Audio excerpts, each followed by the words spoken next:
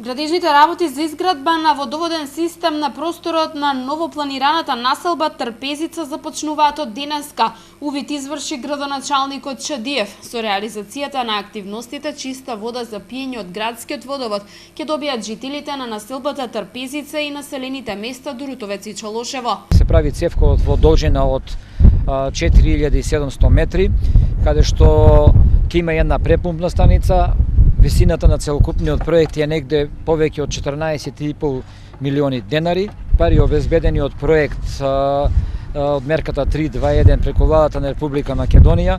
Ова не беше ветено на граѓаните, меѓутоа испадна проект каде што општина Велес конкурираше и денеска сме сведоци на почнување на нивната реализација на овој проект.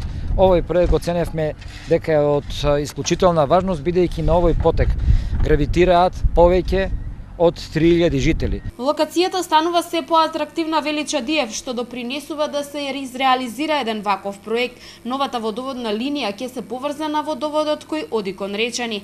Главната линија ќе оди према селото Дурутовец и Чолошево до резервоарот што се наоѓа резервоар со препунпна станица од 100 кубика, ќе се лоцира на кота 217 и до таму ќе оди водоводна линија фи 110 мм.